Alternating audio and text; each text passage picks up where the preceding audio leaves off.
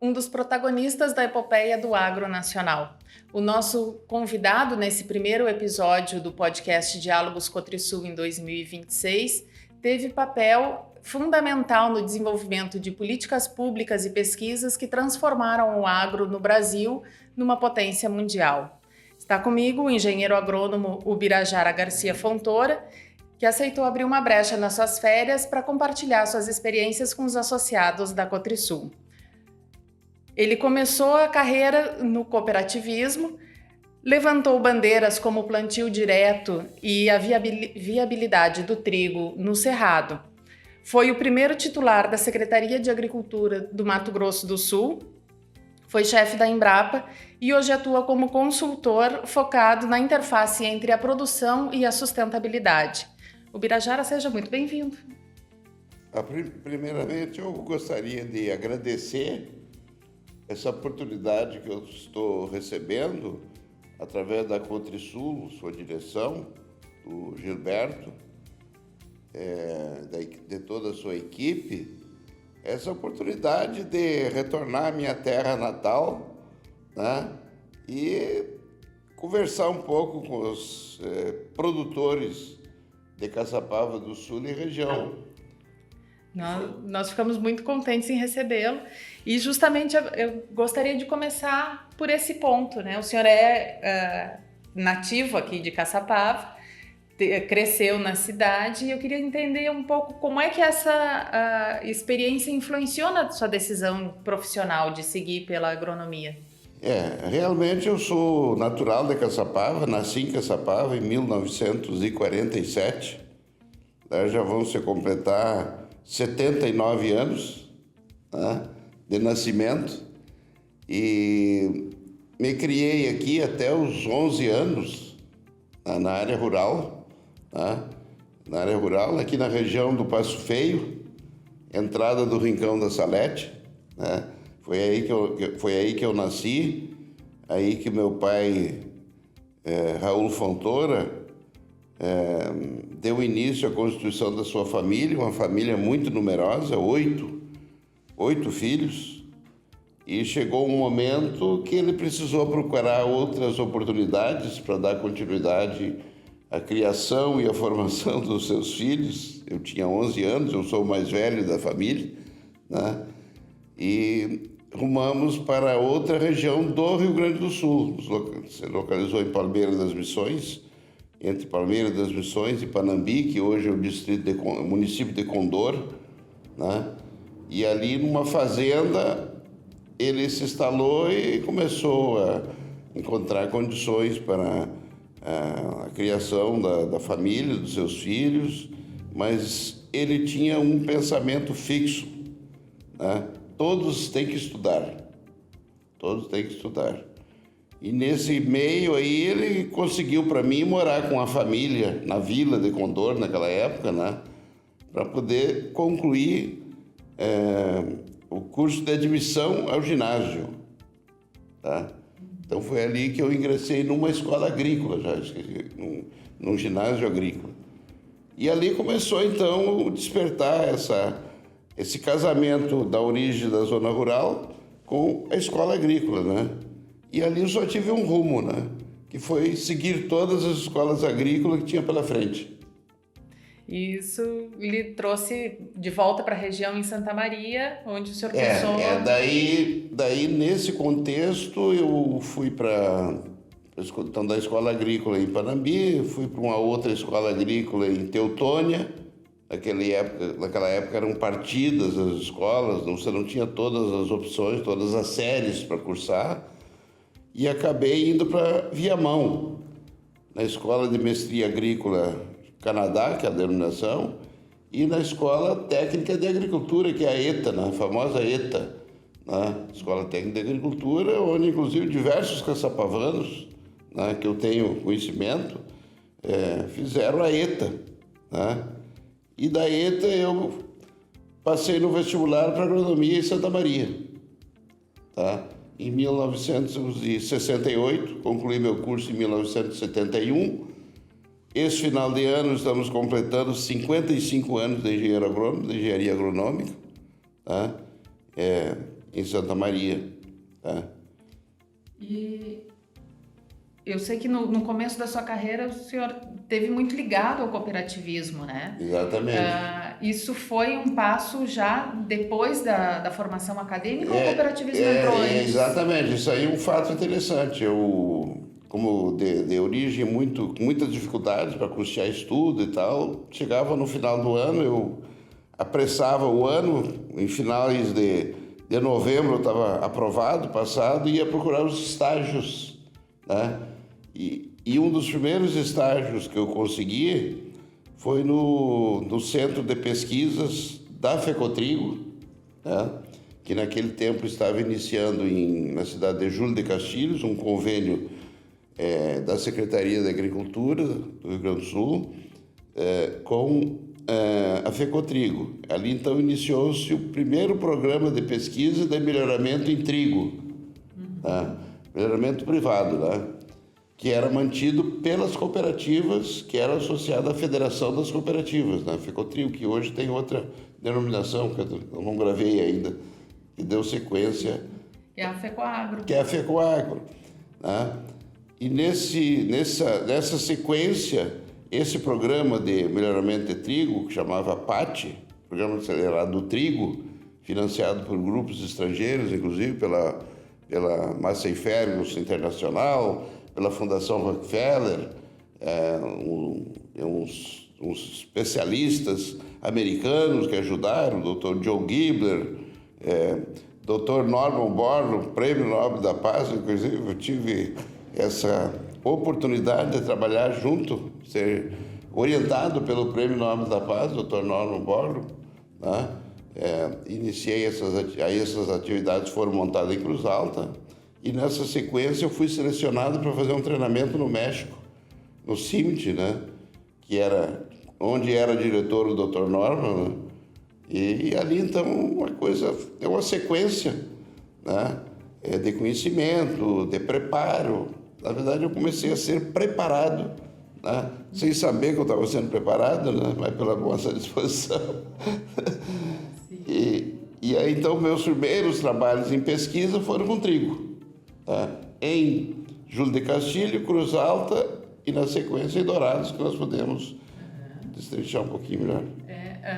Mas antes de a gente avançar nisso, eu gostaria que o senhor comentasse um pouco dessa época, o que na pesquisa lhe brilhou os olhos, porque eu sei que depois o senhor seguiu este caminho de pesquisador, e se aquela experiência, aquela proximidade com o cooperativismo também foi importante.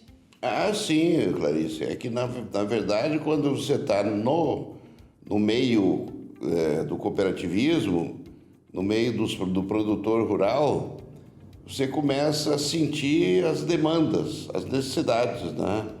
E naquela época o trigo, aqui no Rio Grande do Sul, estava na sua fase, vamos dizer assim, inicial do que é hoje, né? O trigo no Rio Grande do Sul é antigo, né? Começa ali em Bagé, na Estação Experimental de Bagé, lá em Veranópolis, onde foram criadas as primeiras variedades de trigo do Brasil, do Rio Grande do Sul, do Brasil, né? Em outras regiões, mesmo aqui em Júlio de Castilhos, né? E ali a gente nesse programa, nesse tempo também, começou a se instalar a Embrapa, né? A Embrapa, o Centro Nacional de Pesquisa de Trigo, em Passo Fundo, né? E aí então começou assim grandes parcerias com as instituições do Estado, né?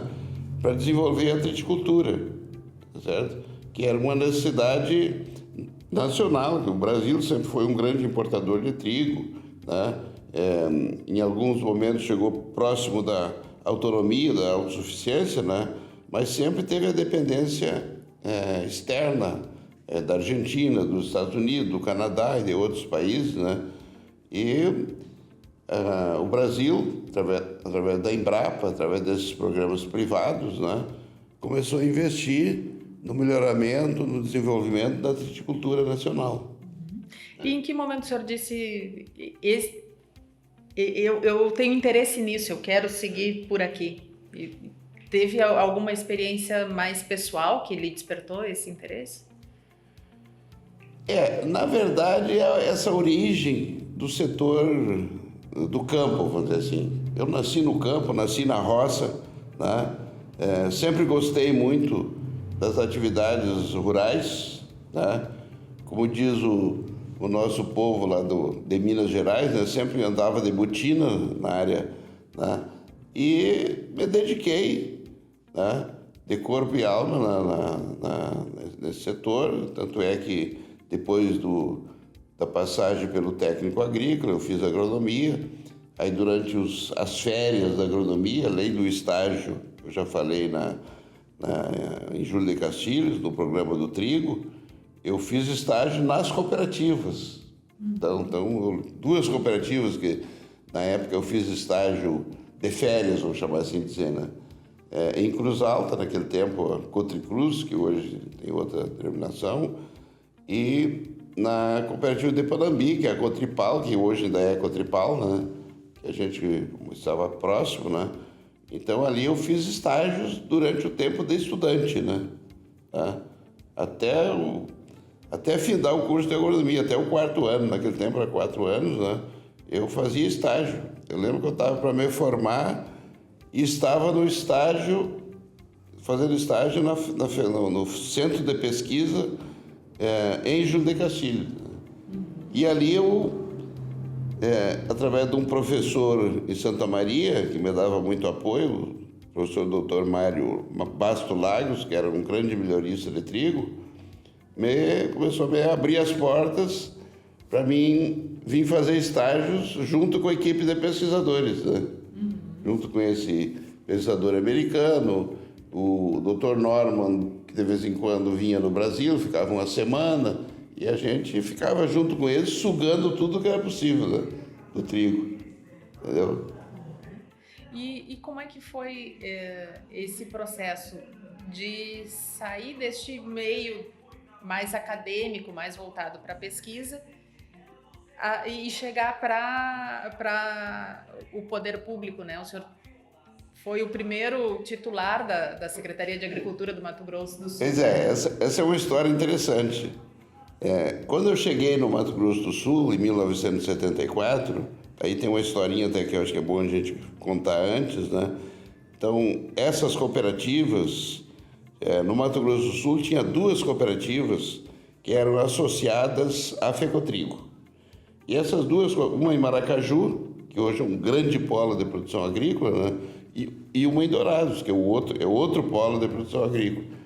Essas 2 cooperativas reivindicaram a extensão do Centro de Pesquisa de Cruz Alta, que, afinal de contas, eles eram sócios também, eles eram mantenedores, porque eles eram associados à Fecotrigo. E as condições ambientais são completamente diferentes no Mato Grosso. Mas aí, nesse momento, muitos produtores do Rio Grande do Sul já estavam lá investigando a possibilidade de trocar a sua pequena propriedade que tinha aqui com extensões de terra maior aqui. Lá a diferença de preço, digamos, se fosse comparar naquela época, dava para dizer que era 10 vezes mais barato que a terra aqui. Então o camarada vendia 10 hectares e comprava 100, né? Sim. Né? E ali então ele começou a investir na agricultura. Eles imaginavam que o trigo era a cultura mais viável, né? E depois foram ver que a soja era a cultura mais viável no verão. Mas continuaram com as 2 culturas por um tempo, vamos dizer assim, longo. Mato Grosso do Sul chegou a plantar 700 mil hectares de trigo. Hoje não planta 50, né? Em função de outras conjunturas, né? Então isso aí nos despertou e aí chamou a atenção da Embrapa, que estava se implantando ainda em Brasília, né? E como eu estava, vamos dizer assim, na cabeça de todas essas ideias, junto com mais 2 colegas, né? Eu fui convidado para ajudar a elaborar o plano de implantação da Embrapa no Mato Grosso inteiro, naquele tempo não era dividido ainda. Sim. Aí definimos pelas Embrapas, 5 Embrapas no Mato Grosso: Dourados, Campo Grande, Corumbá, Rondonópolis e Cáceres, que é lá na entrada do Pantanal, hoje norte do Mato Grosso, né? entendeu? E aí a gente começou a se envolver nisso aí e tal. E aí, nesse meio tempo, eu fui aí chegando no seu principal questionamento, eu já tinha sido convidado para ajudar a elaborar o plano de criação do novo estado, que era o Mato Grosso do Sul. E aí você vai se envolvendo com a equipe e tal.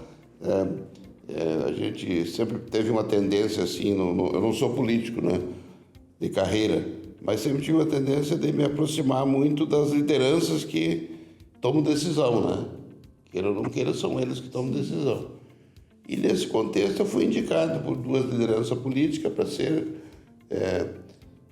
o secretário, para implantar a Secretaria da Agricultura no novo estado. Na verdade, o governador, na época, tomou uma decisão para os políticos. Eu quero um secretário e engenheiro agrônomo que tenham algum conhecimento sobre o novo estado, né? E que tenha apoio, que tenha sensibilidade e tal. Como eu já estava envolvido, eu já tinha ajudado na implantação da Embrapa, a Embrapa já estava implantada. E existia uma lei quando implantou o estado, isso fazia parte da lei de implantação do estado, que poderiam ser requisitados técnicos federais, né, que era o meu caso, eu já estava na Embrapa, né, para ajudar a implantar o novo estado. E eu fui sorteado nisso aí. E qual era a sua preocupação nesse momento? Pois é, a preocupação nesse momento era tornar viável a agricultura. Porque o Mato Grosso do Sul era um estado, o Mato Grosso naquela época, né, tradicionalmente de pecuária. Sim. De pecuária. Mas pecuária extensiva, né? Aquela pecuária de criar boi para mandar para o frigorífico com 6, 8 anos, 10 anos, né?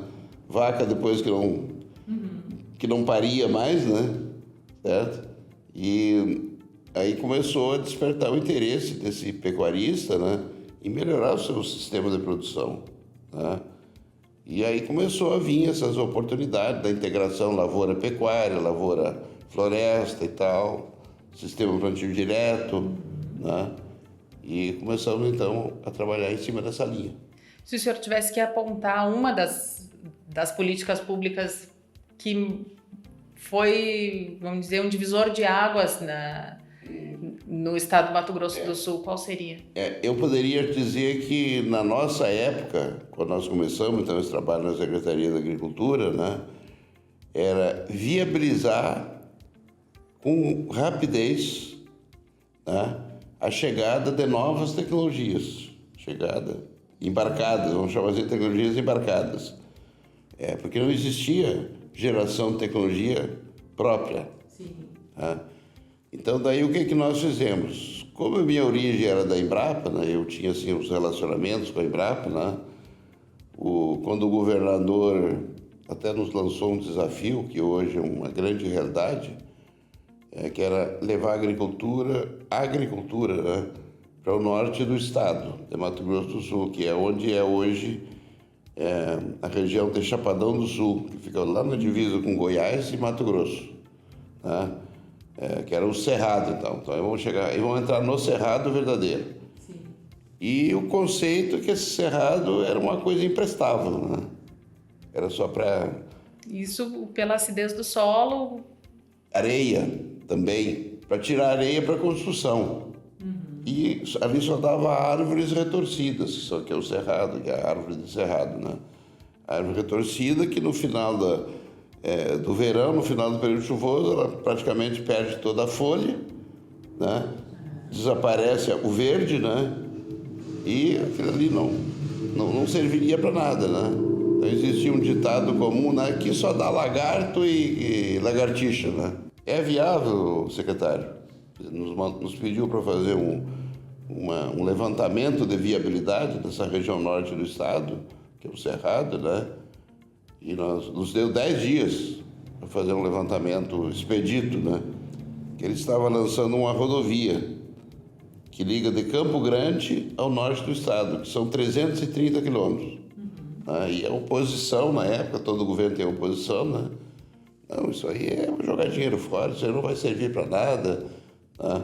É uma rodovia para ligar o nada a lugar nenhum, essas coisas assim, né? Sim. E hoje vai lá, é a região mais desenvolvida do centro-oeste, né? Entendeu? Graças às infraestruturas, então já chegando, né? Ele foi muito inteligente, né? E primou pela implantação das infraestruturas, né? Bom, então nesse contexto da Embrapa, o governador é viável. Só que é o seguinte, o senhor tem que me permitir, me viabilizar financeiramente, para nós trazermos no mínimo umas 5 Embrapa aqui para dentro do Estado. Trazer no modo de dizer, trazer para dar consultoria. Assim como vocês têm aqui a Embrapa de Bagé, que dá alguma consultoria na região, implanta experimentos. Aí nós temos com 5 Embrapas. A Embrapa da soja, a Embrapa do trigo, Passo Fundo da soja em Londrina, a Embrapa do milho, que fica lá em Minas, a Embrapa da pastagem, que fica em Campo Grande, pastagem pecuária, né? Alguma coisa da região norte, a seringueira, por exemplo, né? Que tem áreas com característica amazônica, e a gente acreditava que no Cerrado a seringueira para a produção de borracha era viável, e se tornou uma viabilidade, né? Entendeu? Então hoje tem-se essas informações aí dessas regiões que são grandes produtores do agro de forma diversificada. Mato Grosso tornou-se uma potência em soja, milho, gado. Mato Grosso do Sul também, né? E como é interessante ouvir que isso não é ao acaso, né? Tem muita pesquisa, muita tecnologia e muito interesse de fazer a mudança da realidade, né? Exatamente. E isso aí, Clarice, então no início de tudo isso aí, fazer o quê? A pesquisa é demorada. Você não consegue tecnologia em 2 anos, 3 anos. Você precisa de 4, 5, 10 anos, dependendo da tecnologia. O que vamos fazer, então, para que tenha resposta rápida, digamos, em 4 anos? Tá?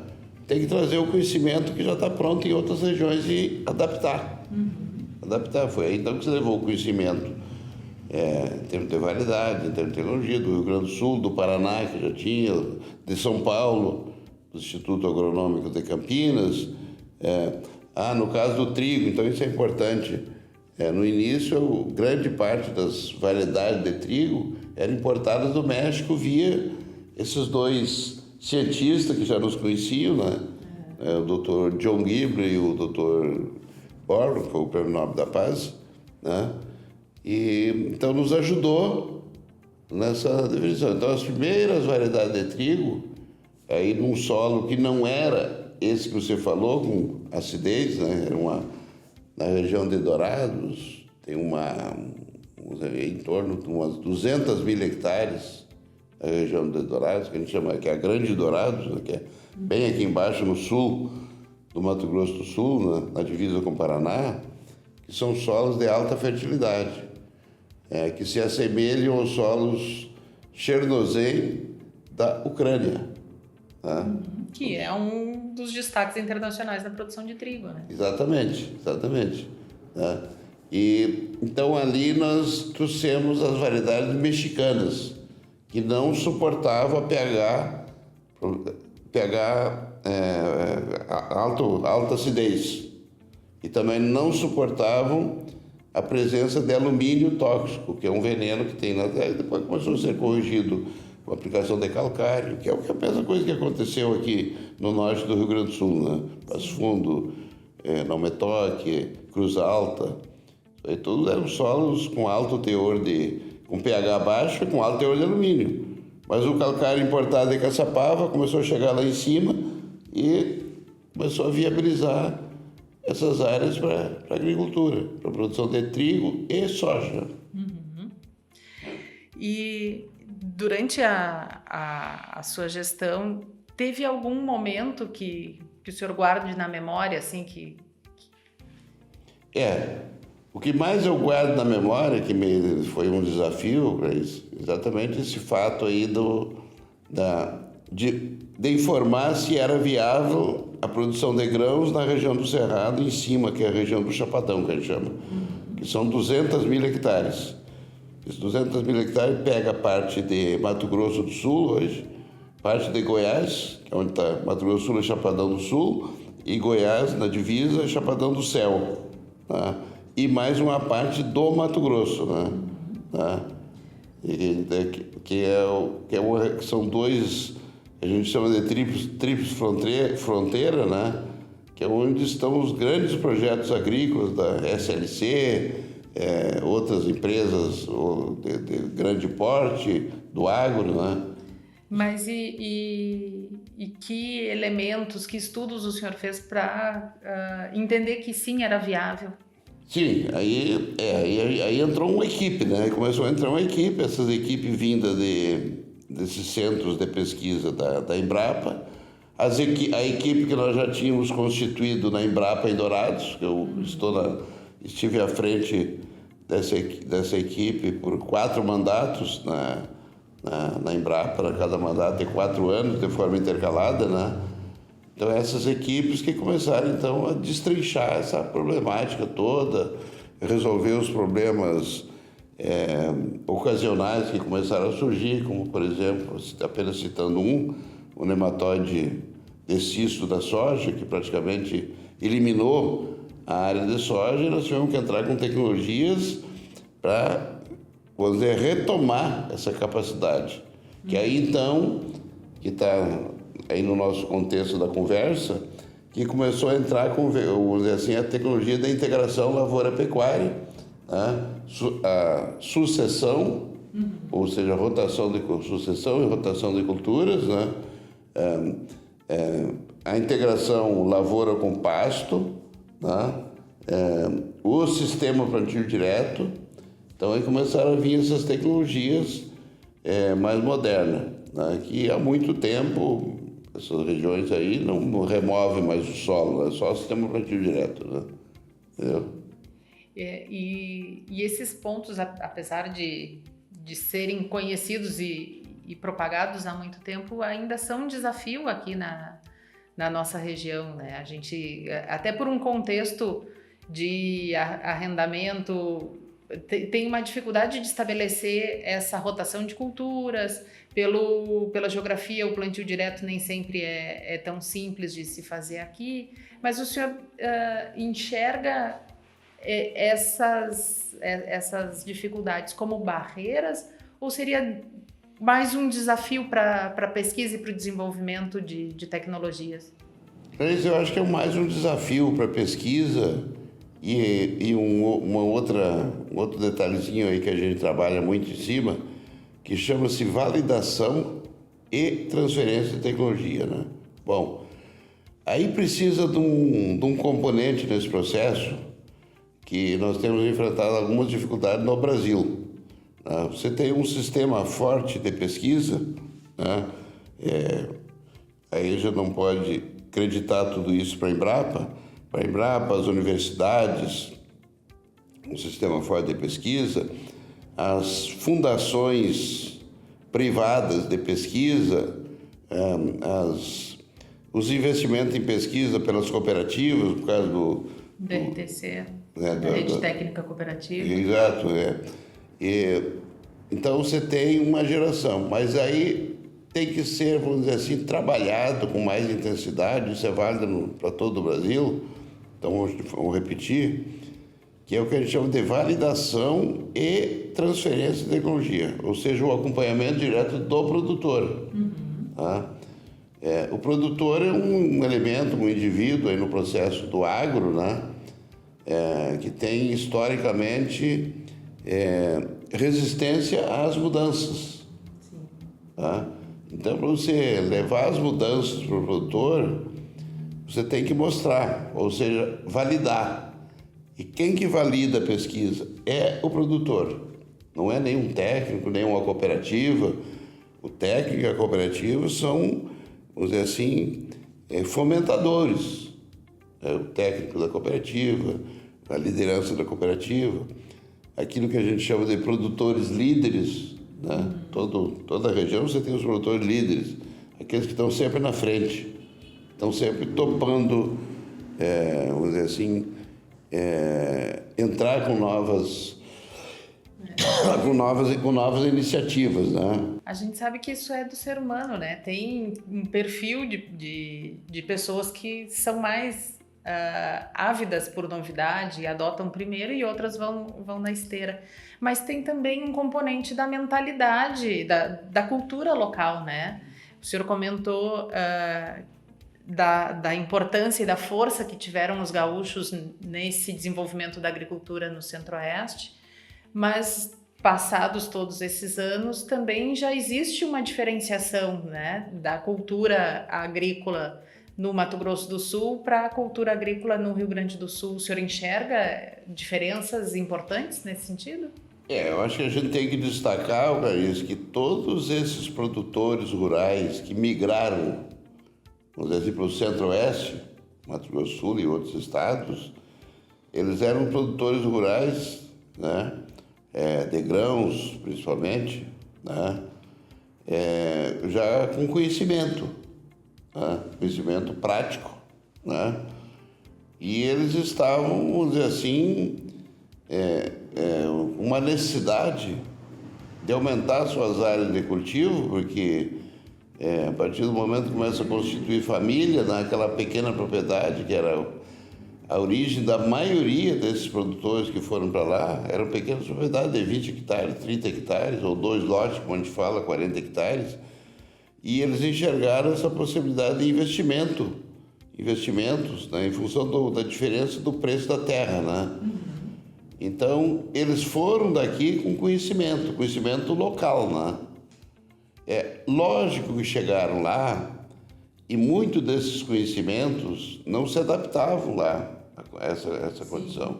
Então, aí que teve que entrar a pesquisa local, né? Digamos, a partir da década de 80, que foi exatamente quando nós tivemos à frente da Secretaria da Agricultura, e depois entraram outros governantes que deram continuidade, né? Para adaptar esse conhecimento, né, aquelas condições, e tentar mudar essa mentalidade do produtor que foi daqui. A gente costumava dizer que esse produtor levava no caminhão de mudança as tecnologias locais que ele usava aqui, como variedade, por exemplo. Então, eu tive casos assim concretos. Produtor que foi da região de Palmeira das Missões, levou as variedades que ele cultivava em Palmeira das Missões, que era espetacular, em Palmeira das Missões. Aí ele chegou lá, foi nos fazer uma visita, é um caso concreto, não vou falar o nome, e nos perguntou: essa variedade aqui que dá muito bem em Palmeira das Missões, eu trouxe no caminhão, levei na minha mudança, vou plantar. Isso era bem próximo a Embrapa. Aí ele: mas qual a variedade que o senhor tem? É tal variedade. Não, mas essa variedade nós já testamos aqui 2 anos, ela fica com 10 centímetros de altura. Você não vai conseguir colher com a colheitadeira. Não, mas lá ela fica alta com meio metro, com 80 centímetros. Eu vou plantar, né? Então o senhor planta, a lavoura é sua, o dinheiro é seu, não é meu, né? Aí na hora da colheita ele voltou na Embrapa: doutor, o negócio é o seguinte, eu sou obrigado, só não vou me ajoelhar na sua frente porque, né, não é bonito não, mas não deu certo mesmo. O senhor, a gente lhe avisou, nós já testamos isso aí 2 anos, estamos aqui para lhe ajudar, né? Aí todo ano ele vinha lá perguntar: qual a variedade que eu planto? Entendeu? Então, aquela história que nós falamos, o produtor tem que ver para crer, né? E acaba que a própria necessidade de se abrir ao conhecimento novo... Exatamente. Então, isso para a gente entender que em cada região, por exemplo, lá nós estamos numa região de clima tropical. Ele foi de uma região de clima temperado. Sim. Né? E na região de Dourados, uma faixa que nós chamamos a área de transição, que é a transição do clima temperado para o clima tropical. É uma terceira situação que esse ano pode ser isso e o ano que vem pode ser aquilo, né? Sim. E numa análise mais macro, a gente vê essa diferenciação importante das duas regiões, né? Em termos de produtividade, de adesão à inovação. E o Rio Grande do Sul chegou nesses últimos anos, infelizmente pela enchente, pelas estiagens, enfim, numa situação muito crítica, né? Como é que o senhor enxerga o papel dessa mentalidade do produtor no enfrentamento dessa situação? Aí é que está, cara, isso que nós estamos trabalhando. Eu, apesar de ser aposentado, eu estou envolvido ainda com o segmento, né? Sou participativo. Aí é que nós precisamos entender. Nesse meio tempo, ou digamos, essas últimas 2 décadas, vamos dizer assim, de 2000, 2010 para cá, né? Surgiram novas alternativas tecnológicas. Né? Aí nós podemos citar a forte ou definitiva implantação do sistema plantio direto, né? Que não tem jeito de sair dele, é uma tecnologia obrigatória, mas o plantio direto em si, vamos dizer assim, ele tem subtecnologias que eles têm que andar junto com o sistema plantio direto. São as tecnologias auxiliares. Por exemplo, o plantio direto ele tem 3 conceitos, que sem esses 3 conceitos ele não é plantio direto. Ele é semeadura direta. Então, sistema plantio direto e semeadura direta são coisas diferentes. Eu tenho que estar consciente que no sistema plantio direto eu não posso remover o solo. Eu tenho que fazer rotação de culturas e tenho que ter cobertura permanente da área. Aí a gente pergunta para o pessoal, o que o senhor acha? Cobertura morta ou cobertura viva? Aí o cara, não, qualquer uma. Pode ser qualquer uma, preferencialmente cobertura viva. Significa que você está com o solo em atividade. Né? Você está produzindo raízes, os micro-organismos estão trabalhando, né? Você está melhorando a matéria orgânica do solo, no nosso caso aqui um pouquinho diferente, são pobres em matéria orgânica, e a forma mais viável de você incorporar matéria orgânica no solo é produzir raiz embaixo da terra. Tem que produzir raiz, né? Porque a raiz, depois de morta, ela se torna matéria orgânica. E a palhada que fica em cima, ela é um volume muito pequeno de matéria orgânica que é incorporada no solo, tá? Então, isso aí hoje são tecnologias, são acessórios que estão evoluindo. Então, aí você vê o sistema de integração lavoura-pecuária, que aí no nosso caso lá nós temos a braquiária, né? Que é o principal componente das pastagens, né? Que hoje é feito consórcio com milho, quer dizer, plantado junto, né? Na mesma área, consórcio braquiária com soja, consórcio braquiária com mandioca, né? Consórcio braquiária com floresta, né? Que é a integração lavoura-pecuária-floresta. Então é um tecnológico que vem evoluindo, está sendo implantado, está sendo acreditado pelos produtores, né? Está tornando viável o negócio dele, né? Então isso aí, eu vou dizer assim, é o foco do momento. Né? São esses, o que a gente chama de sistemas mistos, né? E que incorporem o máximo de matéria orgânica do solo. Por quê? Porque nós temos solos pobres em matéria orgânica, só para a gente entender. Nós temos solos com baixo teor de argila. Um teor de argila aí de 10, 12, 15% é baixo. Agora, quando você chega num teor de argila de 30%, como é a maioria do solo daqui, você já tem um solo mais responsivo a tecnologias, né? Apesar da seca que ocorre aqui no Rio Grande do Sul em determinados momentos, lá também ocorre, né? Mas você tem a capacidade do solo de manter por mais tempo a umidade nas camadas mais profundas, né? Primeiro, fico encantada de lhe ouvir falando do solo. Sei que o senhor acabou se especializando também na questão de solos, né?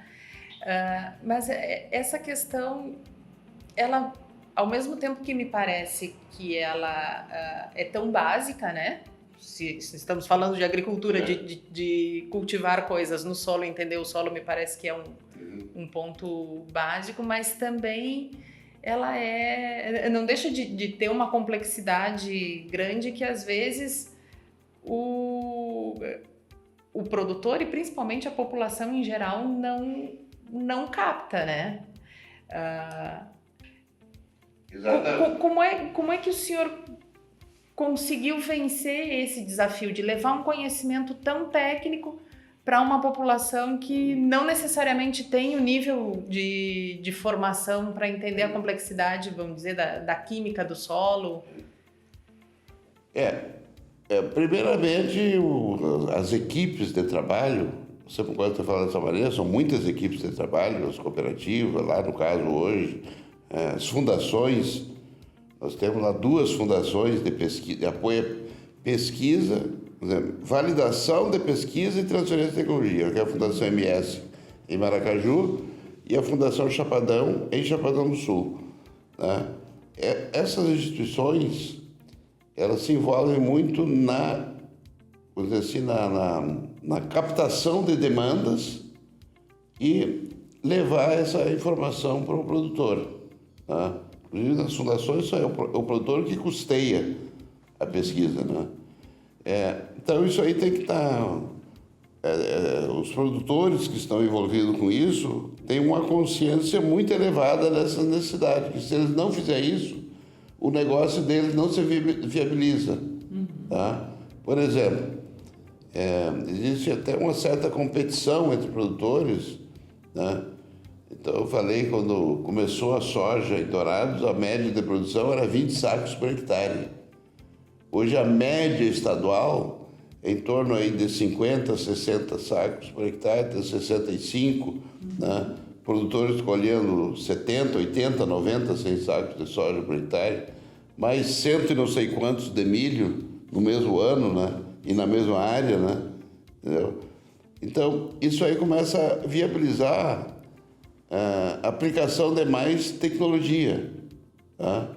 Por quê? Porque o produtor está consciente que ele tem que melhorar o solo, que a gente chama de perfil do solo, que é o longo do solo, perfil do solo, você tem que melhorar, você tem que produzir raiz, você tem que tornar o solo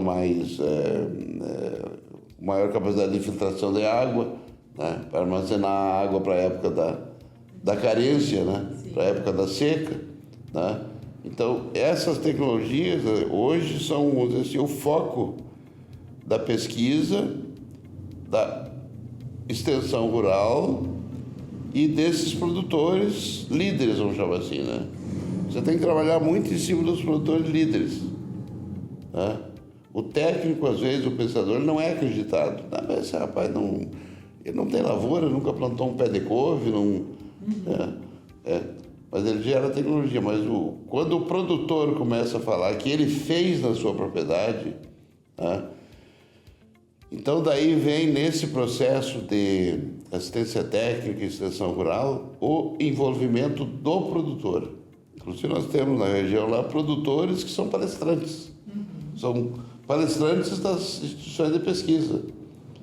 Ou seja, o produtor que tem dificuldade acredita mais nele do que em mim, né? Sim. Entendeu? Porque ele... Tem uma identificação, né? Uma identificação, né? Então tem que começar a identificar essas coisas, né? Os técnicos das instituições de pesquisa, das cooperativas, do próprio sindicato rural, tem que começar a identificar essas coisas. E quando a gente fala de preservar a fertilidade, desenvolver a fertilidade do solo, fala de produzir mais na mesma área, né? Sem precisar ampliar a área para produzir mais.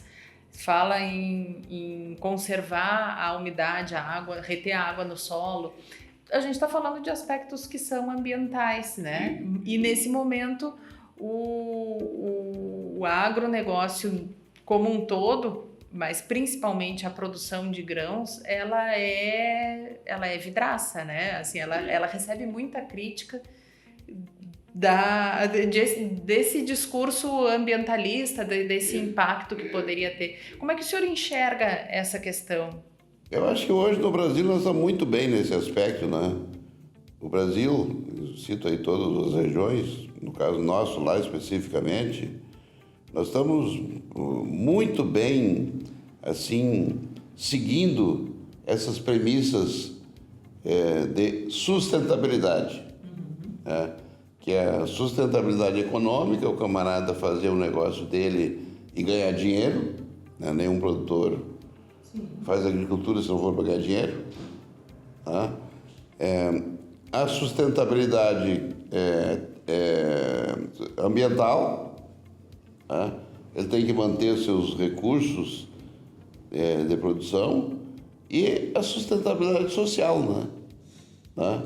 Então esse tripé aí tem que andar junto. O produtor tem que se convencer que aquilo ali é importante para ele, é importante para a família dele. Ele vai manter a sua área produtiva por longos anos, que vai poder passar para os descendentes dele uma área que ele vai dar continuidade, com produtividade, tá? Então, é isso aí que tem que ter essa mentalidade. E em termos de políticas públicas, existe alguma coisa a mais que pudesse ser feito? Sim, isso aí, eu diria uma aí que nós já falamos, né? Que é o processo de validação e transferência de tecnologia. Esse aí o serviço público precisa entrar para valer nisso aí, né? Porque é fazer com que a tecnologia chegue de forma correta para o produtor e que dê a tal da sustentabilidade para ele, né? Isso o que é tudo isso aí? Vamos citar nomes aí que o pessoal... Então nós já falamos da assistência técnica e extensão rural. Infraestrutura de transporte. Tá? Nós ainda temos lá na região o produtor sempre vem na frente, tá? Onde ele produz e chega na hora de retirar a produção, a ponte não suporta passar a carreta com 30, 50 toneladas de grão. Tá? Tá certo? Armazenamento. Tem que ter alguma forma de armazenamento que esteja de uma certa forma próximo às regiões produtivas, a exemplo das cooperativas, que instala a unidade ali em Lavras, que instala a unidade aqui no município de Caçapava, outra em Dom Pedrito, outra em Cachoeira. Quer dizer, está sendo dado, então, acho que a gente tem até que reconhecer, parabenizar esse formato, né? Essa viabilidade, né?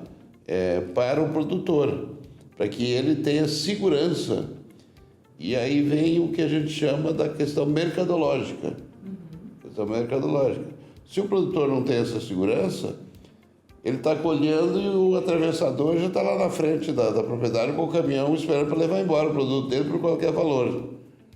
Então, se ele não tem essa capacidade de armazenar o produto para fazer negócios melhores daqui 2 meses, daqui meio ano, né? Ele vai ter uma falta de sustentabilidade econômica.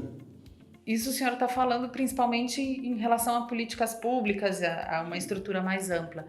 Mas o público que assiste o podcast da Cotrisul é formado basicamente pelos associados da cooperativa, e eu gostaria de lhe perguntar o que cada um deles, o que cada um desses produtores pode fazer, pode cuidar na sua propriedade para ter uma sustentabilidade melhor do negócio num cenário em que a gente enfrenta mudanças climáticas, o produtor não controla o preço do grão, né? As dificuldades são muito grandes. O produtor então precisa tomar conhecimento, alguém que lhe ajude a tomar conhecimento dessas tecnologias que venham contornar esses problemas climáticos, né? Porque o que a gente chama de problema climático é uma realidade. Essas situações climáticas ocorreram há 100, há 200 anos atrás e vão continuar ocorrendo há 100, 200, 500 anos para frente, né? Então, o produtor precisa ser armado de tecnologias que reduzam esses impactos, né? Com as épocas de semeadura adequada, com as variedades, os cultivares adequadas, com os sistemas de de rotação de cultura adequado, né? O produtor precisa entender que ele tem que sair das monoculturas, mas a soja é o que está resolvendo o meu problema, o milho é o que está resolvendo, o trigo é o que está resolvendo o meu problema, a pecuária é que... Né? Então ele tem que pensar nas formas integradas. O produtor aí que tem, digamos, 100 hectares de terra, né? Ele pode pensar no verão, por exemplo, encher tudo com soja, né? Ou tudo com milho, no que é o caso aqui, que o milho é no verão. Nosso milho lá é só milho safrinha, né? Sim. Que é depois que colhe a soja, né? Então, mas desse depois que colhe a soja, no nosso caso lá, além do milho, tem outras opções. Não, mas o milho é que me dá dinheiro, o milho é que eu sei fazer. Tem muito isso que eu sei fazer, né? Mas ele tem a opção do trigo, tá certo? O trigo não dá lá esse mesmo retorno hoje lá para nós.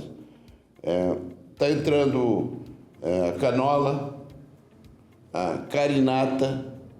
A carinata é uma espécie que está sendo implantada em diversos pontos hoje, inclusive aqui no Rio Grande do Sul tem alguma coisa, né? Para a produção de biocombustível que será transformado em querosene de aviação. Né? Ele é exportado, né, para produzir querosene de aviação, que é uma novidade, né, na aviação. Né? Que é um produto vegetal alimentando os aviões, né? Entendeu? Se tornando mais sustentável. Mais sustentável a indústria da aviação. Dá uma destinação a esse produto para o produtor, que é toda ela exportada. Então, contratos de produção já pré-estabelecidos pelo produtor e a empresa importadora, né? Para exportar para a produção de biocombustível, né? Para transformar em querosene de aviação. Fantástico. E para a gente fechar esse ciclo, né, de recomendações que eu estou lhe pedindo, qual é o papel que o senhor enxerga para as cooperativas, em especial aqui para a Cotrisul? Exatamente, eu acho que as cooperativas, elas através do seu departamento técnico, seja qual for o nome que tiver a cooperativa, né, e através da sua administração, tem que estar sempre atenta a essas novidades que estão surgindo, né? As novidades da pesquisa, seja em órgãos de pesquisas mais próximos, mais localizados, ou órgãos de pesquisa mais à distância, que é, vamos dizer assim, como nós começamos lá, né? Ela levava a recomendação de pesquisa daqui para de 1.000 quilômetros, né? E você vai fazendo as adaptações, os acompanhamentos. Então, são investimentos que as instituições precisam ter, né? De acompanhamento, de aproximação com essas informações, para colocar isso na mão do produtor. Nós precisamos entender que o produtor hoje está muito antenado a tudo. O produtor tem o celular, o produtor assiste o canal de televisão, o produtor assiste o podcast, ele está antenado. O produtor conversa. Eu estava conversando antes de hoje com um produtor aqui na cooperativa, ele está antenado lá no Mato Grosso, conhece lá a situação de Mato Grosso, né? Inclusive, ficamos conversando um tempão sobre isso, né? Doutor, será que isso se adapta aqui? Talvez tenha que fazer um teste, fazer uma validação. Sim. Né? Entendeu? Então, o produtor precisa de reduzir um pouco o seu imediatismo. Imediatismo. O processo tecnológico agrícola... Para isso também entra um aspecto de gestão, né? Sim. Para conseguir... Um aspecto de gestão. E aí vem a gestão. Então, tem que ter pessoas... nas instituições, pessoas que entendam, tenham, vamos dizer assim, uma sensibilidade para a política de produção, que tenham sensibilidade para as novas tecnologias, que é para poder ir aplicando isso. Isso é um processo. Então, vamos pegar exemplo, nós lá, por exemplo, no Mato Grosso do Sul, nós começamos com 20 sacos de soja por hectare e hoje o produtor está brigando porque tem que chegar acima de 70, né? Entendeu? Tem que... Hoje já se fala muito em 3 cultivos no ano. 3 cultivos no ano. Nesse processo aí da integração lavoura-pecuária, o camarada planta a soja em consórcio com a braquiária. Tá? Aquele que colhe a soja e não quer plantar milho, ele tem uma braquiária ali para fazer o que nós chamamos de boi safrinha, que é o boi de verão, vamos chamar assim, que o pasto baixa, que é o contrário da quina. Aqui, o problema aqui é no inverno. Né? Ah, não, mas eu vou plantar milho novamente com a braquiária no meio. Novamente ele tem a possibilidade de colher. Nós vamos ter plantio de milho agora, lá em Dourados, que tem a primeira colheita, as primeiras colheitas de soja no final de janeiro. Já tem notícia do produtor. Ou seja, ele vai plantar milho nos primeiros dias de fevereiro. Então, fevereiro, março, abril, maio, junho. Mas ele vai colher milho com braquiária já ali estabelecida. Ele vai continuar com o processo dele milho safrinha, porque ele só vai plantar soja de novo em setembro, final de setembro, início de outubro. Então, ele tem 70, 80 dias para engordar bezerro, para engordar novilha, né? Então, o que a gente chama de boi safrinha, né? Sim, excelente. Birajara Fontoura, te agradeço imensamente esta entrevista, o tempo dedicado. Foi um prazer te receber aqui nesse primeiro episódio do Diálogos Cotrisul de 2026. Eu que agradeço, cara, essa oportunidade de voltar à nossa terra natal, onde a gente nasceu, né? Contribuir um pouquinho com o conhecimento que a gente adquiriu e dizer que estamos sempre à disposição, tá? Conversa direta, telefone. Eu sou um aposentado que estou procurando ter o que fazer. A cabeça não pode parar. Tá? Eu já estou há 20 anos aposentado e não parei, não pretendo parar. Tá? Só no dia, né? Entendeu? E estou à disposição. Nosso muito obrigado pela oportunidade de mostrar aos conterrâneos aquilo que a gente, vamos dizer, foi inicialmente preparado por aqui para partir para a vida cotidiana, né? Maravilha, muito obrigada. E agradeço também a você que acompanhou essa entrevista até aqui. Se ainda não é inscrito no canal da Cotrisul, peço que se inscreva e ative as notificações para não perder as próximas entrevistas. Muito obrigada.